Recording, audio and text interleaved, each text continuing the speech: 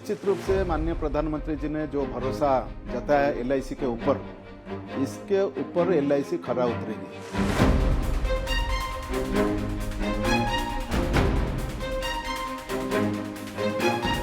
हम लोगों का ये लक्ष्य रहा है कि भाई कोई भी ग्राहक एलआईसी पॉलिसी लेना चाहता है, वो घर में बैठ के अपना मोबाइल से पॉलिसी डायरेक्ट ले सकता है, अपना मोबाइल में एजेंट के साथ संपर्क करके ले सकता है, जैसे भी उसकी मर्जी है। नमस्कार, आप देख रहे हैं ईटी नाउ स्वदेश और आज हमारे इस खास प्रोग्राम पर हम बात करने वाले हैं एक ऐसी कंपनी के बारे में जो देश के हर नागरिक के साथ जुड़ी हुई है, देश की सबसे बड़ी इंश्योरेंस कंपनी है, मार्केट कैप के आधार पर देश की चौथी सबसे बड़ी कंपनी है, एक दिग्गज निवेशक भी है। जी हां, मैं बात कर रहा हूं एलआईसी की। और एलआईसी पिछले कुछ दिनों में से चर्चा में भी है। प्रधानमंत्री ने एलआईसी की संसद में तारीफ की है। एलआईसी का जो स्टॉक है वो भी काफी शानदार रिटर्न दे रहा है। तो एलआईसी से जुड़ी कई सारे पहलुओं पर बात करने के लिए आज मेरे साथ मौजूद है एलआईसी के chairman Siddharth Mohanty sir. Sir, बहुत बहुत शुक्रिया आज हमको वक्त देने के लिए। धन्यवाद सर। शुरुआत मैं इसी से करूंगा। अभी कुछ दिन पहले ही प्रधानमंत्री ने एलआईसी पे भरोसा जताया। इस वित्त वर्ष की बात करें तो दूसरी बार प्रधानमंत्री ने संसद के पटल पर एलआईसी को लेकर बात की है, भरोसा जताया है। अभी नतीजे भी आए हैं, नतीजे भी अच्छे दिख रहे हैं, शेयर प्राइस भी काफी अच्छा पिछले दिनों से चल रहा है। तो आप कहेंगे कि जो निवेशकों के भरोसे पे, सरकार के भरोसे पे और सबसे ज्यादा प्रधानमंत्री के भरोसे पे एलआईसी खरा उतर रहा है? देखिए, सबसे पहले तो मैं आदरणीय प्रधानमंत्री जी का बहुत बहुत आभार प्रकट करता हूं, तमाम एलआईसी परिवार के तरफ से और जो हमारे लाखों एजेंट से, कस्टमर से, सबके तरफ से। और निश्चित रूप से माननीय प्रधानमंत्री जी ने जो भरोसा जताया एलआईसी के ऊपर, इसके ऊपर एलआईसी खरा उतरेगी। ये हम लोग इसके लिए प्रतिबद्ध है और उस दिशा में आप देखिए पिछले 2 साल से जो हम काम कर रहे हैं, अभी उसका नतीजा धीरे धीरे आ रहा है। और आने वाले समय में मेरा ये पूरा मानना है और पूरा विश्वास है कि एलआईसी इससे भी बेहतर काम का प्रदर्शन करेगी। सर, जो आईपीओ के टाइम पे जो चीज कही गई थी और आईपीओ के बाद जो निवेशकों में, स्पेशली रिटेल निवेशकों में थोड़ी सी एक निराशा थी, वो आप लगता है अब वो दूर हो गई है? मुझे पूरा लगता है कि अभी जो है निश्चित रूप से जो निवेश किए थे, निश्चित रूप से आज के तारीख में वो लोग जो है खुश रहेंगे।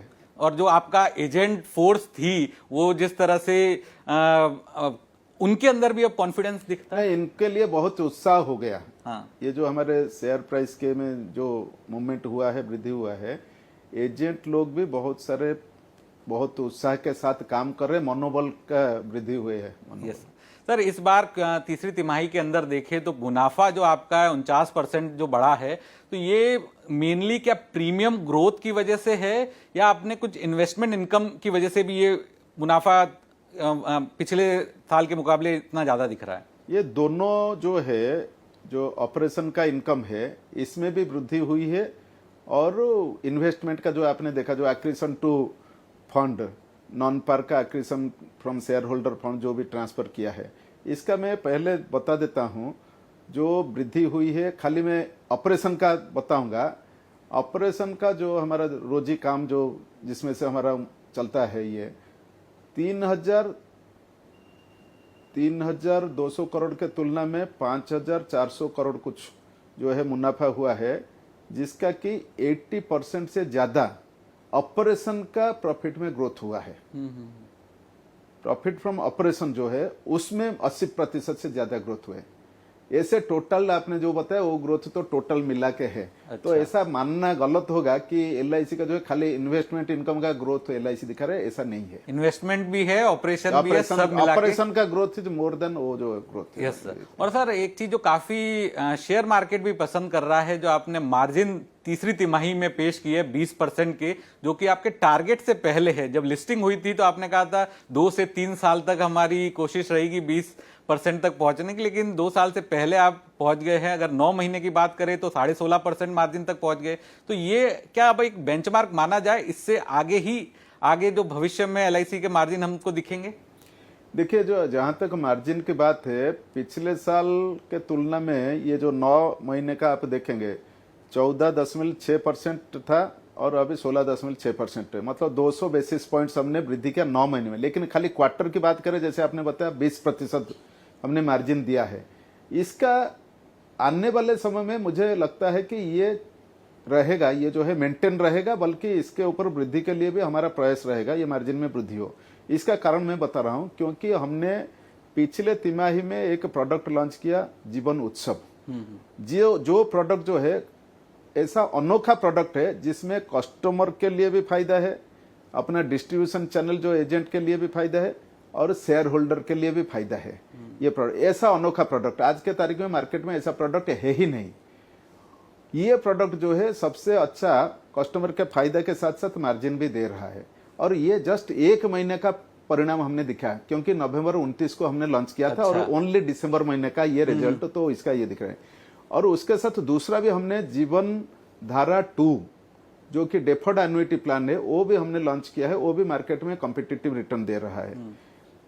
रिसेंटली जो है दिसंबर के बाद हमने एक LIC का इंडेक्स प्लस यूलिप प्लान हमने लगाया है, यूलिप प्लान।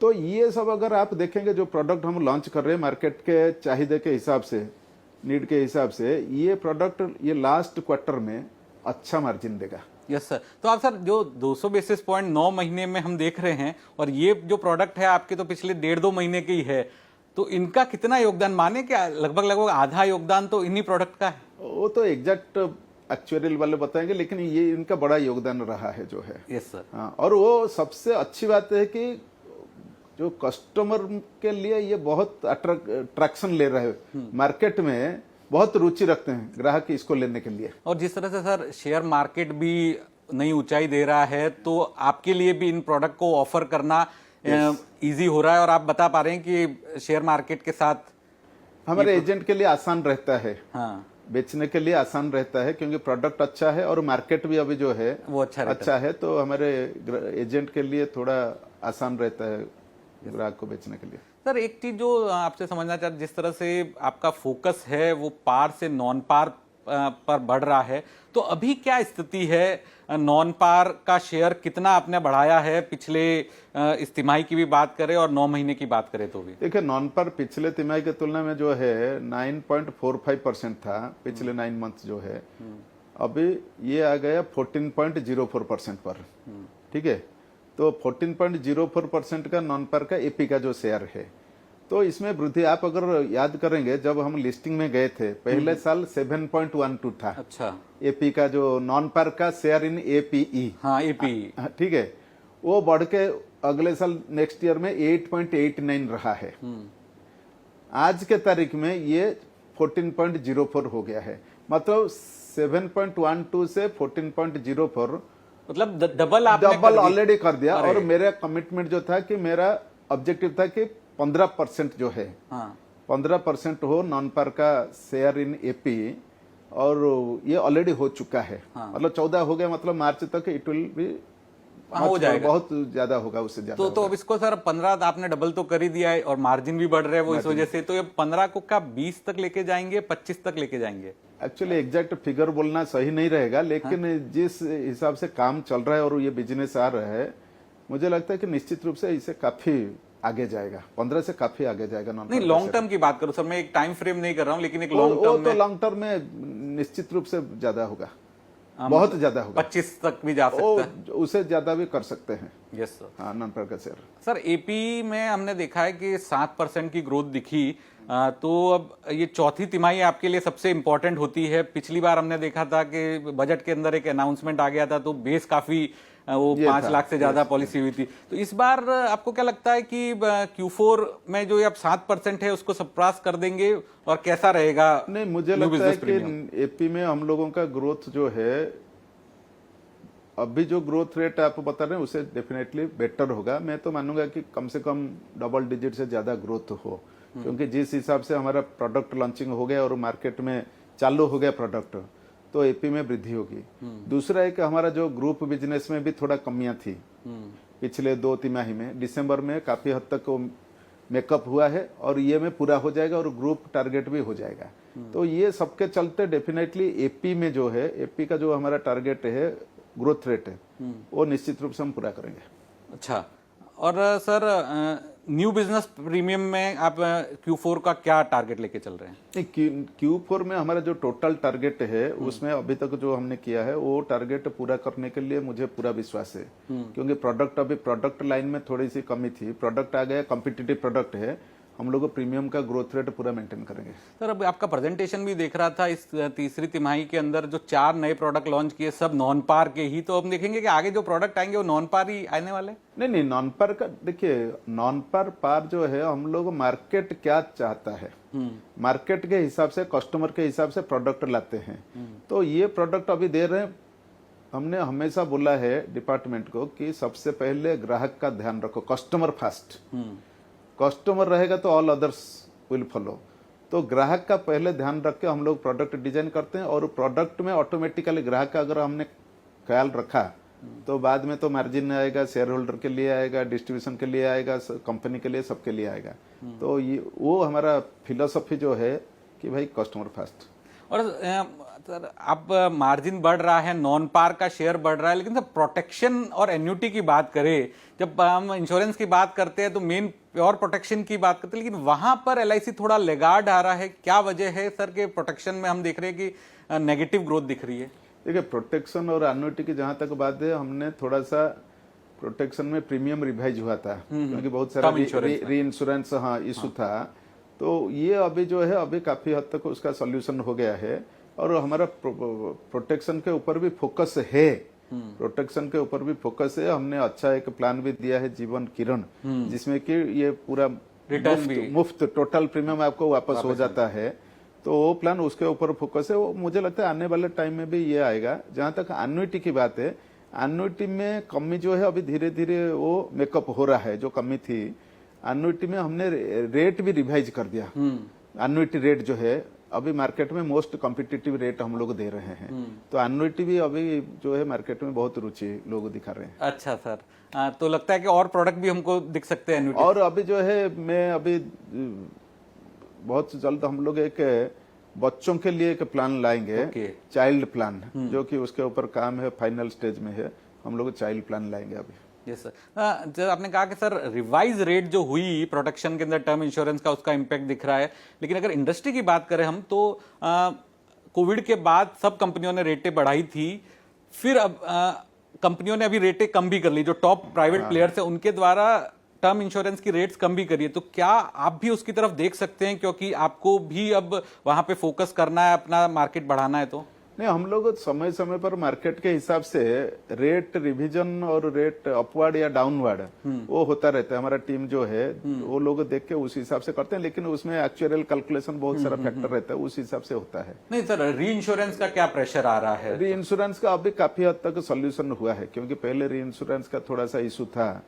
तो अभी बातचीत करके ये करके हो रहा है धीरे धीरे। Yes sir. सर अब मैं आऊंगा आपके निवेश के ऊपर। सर अब मार्केट कैप के हिसाब से आप चौथी बड़ी कंपनी बन गए सर, दिग्गज कंपनियों में आपका निवेश है। तो AUM जो है वो कितना पहुंच गया है इस तीसरी तिमाही के नतीजों के बाद? अभी वो 49,66,000 करोड़, ऑलमोस्ट 50 लाख करोड़ के आसपास हम लोग अभी पहुंच गए AUM में। अच्छा, और सर इस AUM के हिसाब से अगर हम इक्विटी की वैल्यू की बात करें तो कितना % वो इक्विटी का हिस्सा होगा इस AUM में?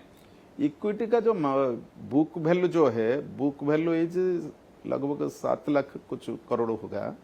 और मार्केट वैल्यू उस हिसाब से आप देखा जाए तो बहुत आज के तारीख में अराउंड 12-13 लाख ऊपर होगा। यानी तो 25% का जो AUM है वो 22 ये जो है वो हो सकता है। Yes sir. तो बाकी हमारा डेट भी है, जिससे कि बहुत सारा इन्वेस्टमेंट सब जगह है। ये सर, लेकिन तो तीसरी तिमाही में सर मार्केट जिस तरह से परफॉर्म करा, तो वहां पर क्या स्ट्रेटजी, मुनाफा वसूली आपने इक्विटी में कितनी की है, अगर बता पाए? क्योंकि हम लोग देखिए समय समय पर जो है ये प्रॉफिट बुकिंग करते हैं, और हर साल हमारा लक्ष्य रहता है कि पिछले साल के तुलना में थोड़ा अधिक हो, और इस वर्ष भी वो हुआ है, क्योंकि मार्केट का जो फायदा है हम लोगों को भी फायदा मिलता है। लेकिन हम लोग बीइंग ए रेस्पॉन्सिबल, बहुत रेस्पॉन्सिबल इन्वेस्टर होने के नाते हम लोग बैलेंस अप्रोच लेते हैं, ताकि क्या है मार्केट के ऊपर जो है कोई ये असर ना पड़े। लेकिन अच्छा प्रॉफिट बुकिंग भी हुआ है। Yes sir. और इन्वेस्टमेंट भी अच्छा हुआ है, ऐसा नहीं कि खाली प्रॉफिट बुकिंग। और तो पिछले साल की जो यही तिमाही के नतीजे थे तो वहां पर एक कॉर्पोरेट से जुड़ा हुआ मामले पे काफी ज्यादा हो हल्ला हो गया था, एलआईसी के ऊपर सवाल उठने लगे थे, तो वहां पर जो अब निवेश है वहां पर आप अच्छे रिटर्न में हैं?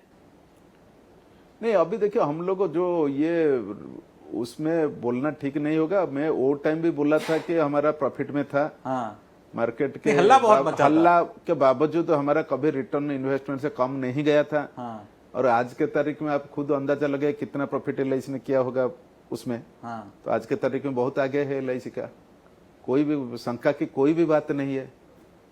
मार्केट के में जो र्यूमर और जो आता है अफवाह है, एलआईसी उसे दूर नहीं, है। क्योंकि सर उस समय हुआ ये था कि एजेंट्स के अंदर एक नेगेटिविटी नहीं, आ वो गई तो थी। क्या है, फिर पॉलिसी होल्डर को एक- थोड़ा कंफ्यूजन हो गया था कि हमारा पैसा एलआईसी में है, और भी बहुत सारी जो चीजें थी, तो उससे थोड़ा एक एलआईसी को लेकर लोग सवाल करने लगे थे, लेकिन आपने तब भी भरोसा दिया था। मैं वो टाइम भी बोला था, वो जो अफवाहें थी बेबुनियाद थी। अभी आज के तारीख में वो टाइम एलआईसी का जो स्टैंड था आज भी वही स्टैंड है। वो टाइम भी हमारा कभी भी गिरे नीचे इन्वेस्टमेंट ये से नीचे नहीं था, और आज भी जो है बहुत फायदे में है, क्योंकि मार्केट के हिसाब से अपना इन्वेस्टमेंट जाता है। और हम लोग जो है बहुत जिम्मेदारी के साथ इन्वेस्ट करते हैं, क्योंकि एक कस्टमर का पैसा है।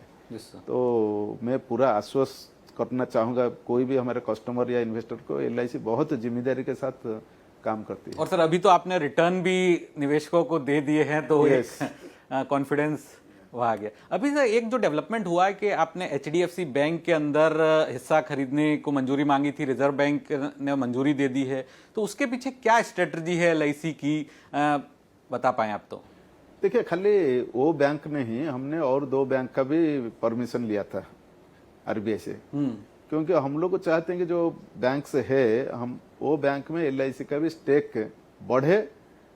समय समय पर जब अपॉर्चुनिटी मिलता है, मौका मिलता है, तो हम लोग बढ़ाएंगे, लेकिन ये रेस्ट्रिक्शन था, मौका मिलने पर भी हम लोग स्टेक बढ़ा नहीं सकते थे। इसीलिए एक एनेबलिंग प्रोविजन आरबीआई से परमिशन लेके हमने रखा है, और समय समय पर इसका उपयोग भी होगा।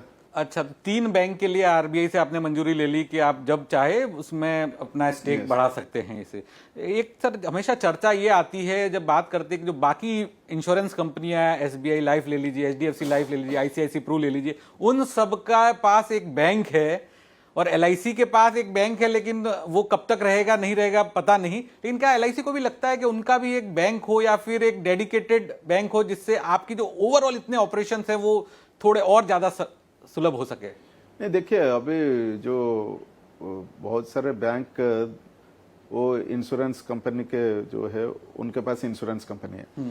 हमारे पास हमारा जो है आईडीबीआई बैंक एक है, जहां हम लोग भी प्रमोटर मेजॉरिटी स्टेक है। लेकिन आने वाले समय में जो भी होगा, हम लोग को बैंक एश्योरेंस बिजनेस के लिए जितना हिस्सा अपना चाहिए वो बैंक में हम लोग वहां रखना चाहेंगे, ताकि वो बैंक हमारे लिए भी बैंक एश्योरेंस का काम करे। अच्छा। ये हमारा लक्ष्य रहता है। यस सर, तो आप कहना चाहते हैं कि जैसे बाकी सब बैंकों के इंश्योरेंस कंपनियों के साथ उनकी जो बैंकें हैं, वो भविष्य में एलआईसी के लिए वो बैंक आईडीबीआई बैंक होगी? नहीं, जो आज के तारीख में मतलब है कि हम लोग रखेंगे। यस सर, वो मेंटेन रहेगा रिलेशनशिप बैंक एश्योरेंस के लिए। Bank assurance. और सर कैसा एक्सपीरियंस कैसा है अभी तक, क्योंकि अब तो 5 साल से ज्यादा का वक्त हो गया है, तो ओवरऑल एक्सपीरियंस कैसा रहा है? अच्छा है, अभी अच्छा है। उनका भी प्रॉफिट चल रहा है, वो देर वो भी अच्छा कर रहे हैं, बहुत अच्छा कर रहे हैं वो लोग। उनका भी काम है, बढ़िया काम कर रहे हैं, और हमारा बैंक एश्योरेंस का काम भी वो लोग कर रहे हैं अच्छे। यस सर, एक जो आपका बड़ा हम आज इन दिनों जो सुनते हैं, एक डिजिटल फिनटेक काम लेके आ रहे हैं, तो ये अगर हमारे दर्शकों को बता पाए, आपके एजेंट्स को बता पाए, आपके पॉलिसी होल्डर्स को बता पाए कि ये क्या एलआईसी का फिनटेक काम होगा, जिस तरह से एसबीआई का योनो है उसी तर्ज पे होगा, उससे अलग होगा, कितनी इसकी शुरुआत हो गई है, आगे ये कैसे शुरू होगा? देखिए, हमने जो है अभी एक डिजिटल ट्रांसफॉर्मेशन प्रोजेक्ट लिया है चालू वर्ष में, जिसका नाम हमने दिया है dive, DIV, digital innovation and value enhancement. ये प्रोजेक्ट बहुत बड़ा ये, जैसे मैंने बताया, ये प्रोजेक्ट में अभी काम चालू हो गया है, और ये प्रोजेक्ट जब पूरा हो जाएगा, लेकिन उससे पहले धीरे धीरे माइलस्टोन, पूरा होने में तो पूरा काम हो जाएगा, लेकिन धीरे धीरे जो माइलस्टोन जैसे कस्टमर एक्विजिशन, उसके ऊपर काम चल रहा है, वेंडर एंगेजमेंटों का हो जाएगा। एक आप हमने अभी लॉन्च किया है कस्टमर एक्विजिशन का, उसके ऊपर भी काम चल रहा है। तो ये प्रोजेक्ट पूरा होने पर और समय समय पर जितना भी होता है उसमें आप देखेंगे हम लोगों का ये लक्ष्य रहा है कि भाई कोई भी ग्राहक LIC पॉलिसी लेना चाहता है वो घर में बैठ के अपना मोबाइल से पॉलिसी डायरेक्ट ले सकता है, अपना मोबाइल में एजेंट के साथ संपर्क करके ले सकता है, जैसे भी उसकी मर्जी है। और खाली लेने का नहीं है, पॉलिसी का सारा काम जो है लोन लेना वगैरह 20-25 साल अवधि जो रहेगा ड्यूरेशन में, उसके अंदर उसको लोन लेना है, नॉमिनेशन चेंज, एड्रेस चेंज और क्लेम पेमेंट, एवरीथिंग जो है पॉलिसी का, क्योंकि पॉलिसी लंबा टर्म तक रहता है, बहुत सारा काम रहता है पॉलिसी होल्डर का LIC के साथ। घर में बैठे विद इन मिनट्स मोबाइल में सारा का सारा काम आपको मिले, ये हमारा लक्ष्य, उस दिशा में हम काम कर रहे हैं। और पिछले साल तो जैसे कि हमने बताया एजेंट हमने एक मोबाइल ऐप दिया था, एजेंट आनंदा 8,11,000 पॉलिसी हुआ था, अभी दिसंबर तक 7,45,000 ऑलरेडी हो चुका है। उसको भी हम लोग और स्केल अप करेंगे आनंदा को। तो ऑब्जेक्टिव इज पूरा digital transformation, LIC will totally concentrate on digital mode for customer acquisition, for servicing, for everything, वो हमारा लक्ष्य है। तो सर ये आपने कहा कि ये अभी तक तो B2B काम चल रहा है, लेकिन B2C कब तक हो जाएगा? वो एक क्या आपने टारगेट लेके चला है कि जब मैं अगर एक पॉलिसी होल्डर हूं, मैंने डाइव ऐप को डाउनलोड करा, मेरी जो पॉलिसी है उस पर तुरंत लोन लेना है, मुझे लोन ले लिया, मेरे अकाउंट में पैसा आ गया, तो ये इसमें कितना और टाइम लग जाएगा? ये ऑलरेडी अभी है हमारा, ऑलरेडी हमारा डिजिटल मार्केटिंग ऐप है, यू कैन पॉलिसी ले सकते हैं। और उसमें हमारा जो डिजिटल मार्केटिंग का जो शेयर है बहुत कम है, बहुत कम। उसको हम अपग्रेड करेंगे सो दैट लोगों को आसानी से जो है जो चाहेंगे। लेकिन उसके साथ साथ क्योंकि एजेंट हमारा ताकत है, एजेंट इज आवर स्ट्रेंथ, तो एजेंट को हम और ताकतवर बनाएंगे, क्योंकि 13 लाख एजेंट जो है वो उनको हम हाथ में टेक्नोलॉजी देंगे, उनको मोबाइल ऐप देंगे, तो भी वो लोग जो है थ्रू मोबाइल ऐप भी कस्टमर ला सकते हैं, उनको कोई मेहनत करना नहीं, पेपरलेस, टोटल पेपरलेस काम होगा, तो उनके लिए भी फायदा होगा और जो कस्टमर चाहते हैं डायरेक्ट उनके लिए भी, और सबके लिए हम ख्याल रखें ये डिजिटल ट्रांसफॉर्मेशन प्रोजेक्ट। अच्छा, तो ये मतलब निकट भविष्य में हम FY 25 में शुरुआत तो हाँ हो जाएगा, ऑलरेडी है, उसको अपग्रेड करना है सबके लिए। सर एक जो अभी डेवलपमेंट हुआ है लाइफ इंश्योरेंस सेक्टर के अंदर, IRDAI के द्वारा जो नोटिफिकेशन लाया गया सरेंडर वैल्यू का, उसको आप किस तरह से देखते हैं? वो क्या इम्पैक्ट लाएगा इंश्योरेंस इंडस्ट्री के ऊपर, LIC के ऊपर, और जो सुझाव भी दिए गए हैं आपने रेगुलेटर को, क्या बातें कही है? अब देखिए सरेंडर वैल्यू जहाँ तक, अब देखिए ये इंश्योरेंस प्रोडक्ट ऐसा है, लॉन्ग टर्म है लाइबिलिटी, तो कंपनी के लिए भी लाइबिलिटी लॉन्ग टर्म उस हिसाब से। तो ये जो ड्राफ्ट रेगुलेशन जो है प्रोडक्ट रेगुलेशन सरेंडर के लिए, उसके ऊपर इंडस्ट्री एज ए होल और लाइफ काउंसिल में हम लोग ने विचार विमर्श करके अपना पक्ष रखा है रेगुलेटर के सामने, और इसके ऊपर भी चर्चा हुई है, काफी चर्चा हुई है। और मेरा मानना है कि बहुत सारा पॉइंट्स जो है रेगुलेटर मतलब मान सकते हैं, तो कुछ ना कुछ रास्ता निकलेगा, ताकि क्या है, हमको पहले कस्टमर का हित रखना है, उसमें कोई दो राय नहीं है, लेकिन साथ ही साथ कंपनी के लिए भी कुछ रहे, उस हिसाब से रेगुलेटर निर्णय लेंगे। ये पूरा मानना है।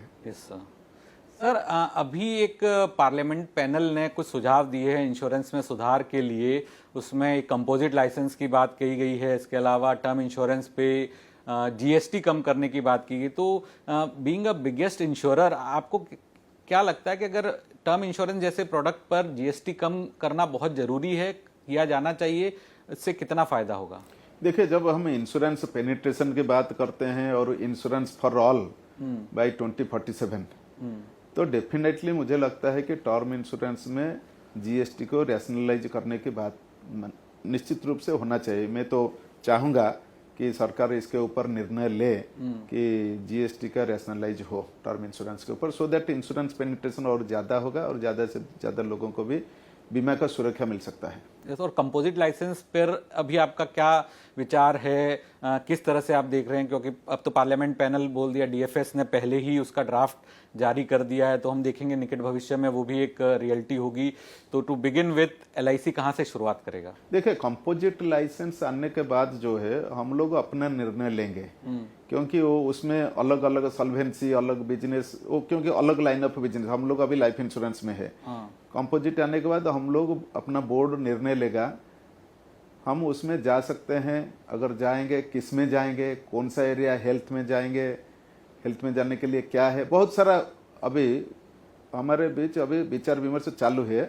एंड हम लोग पूरा प्रिपेयर्ड है, अगर कुछ भी आता है LIC तो उसके बीच लिए में तो चर्चा भी चली थी कि LIC एक हेल्थ का अलग वर्टिकल शुरू कर रही है, वो शुरू तो हो गया है, काम अभी वगैरह बोलना वगैरह। ठीक ठाक वो भी ठीक नहीं रहेगा, लेकिन जो है LIC लेकिन जो है इच्छुक रहेंगे पूरा सर। फुल्ली प्रिपेयर्ड, जो भी मार्केट में जो बदलाव आएगा, जो रेगुलेटरी चेंजेस आएगा, उसको सही ढंग से अपना फायदे के लिए कैसे LIC उपयोग करेगा, उसके लिए सदैव LIC तैयार है। बिल्कुल, उसमें सर कोई एक्विजिशन हो, जो कुछ भी है नया हो, कुछ। बहुत कुछ आप देखेंगे धीरे धीरे। Yes sir. तो मेरा आखिरी सवाल होगा, अब हम नए वित्त वर्ष के लिए जब देखेंगे तो क्या ऐसे 3 बड़े बदलाव LIC में होते हुए आप देख रहे हैं, आप आश्वस्त करते हैं निवेशकों के लिए, पॉलिसी होल्डर्स के लिए और हमारे दर्शकों के लिए भी? नहीं, नए वर्ष में तो मैं चाहूंगा अभी जो शुरुआत हुई है ग्रोथ की, ये बरकरार रहे, और जो हम लोग आज के तारीख में जो आपको दे रहे हैं हमारे कस्टमर को, इन्वेस्टर्स को, उसको भी बेहतर तरीके से और अच्छा, इसके भी अच्छा हम आने वाले समय में देंगे। इसके लिए हम पूरा प्रतिबद्ध है, उस दिशा में काम चल रहा है। तो निवेशकों को आप पूरा कॉन्फिडेंस दे रहे हैं कि जो आने वाला कल है वो LIC से जुड़ा हुआ बेहतर होगा, रिटर्न के तौर पर, उनकी सर्विसेज के तौर पर, सभी तौर पे। निश्चित रूप से होगा। सर, हमसे बात करने के लिए बहुत बहुत शुक्रिया, आज आपने हमको वक्त दिया, थैंक यू सो मच। धन्यवाद।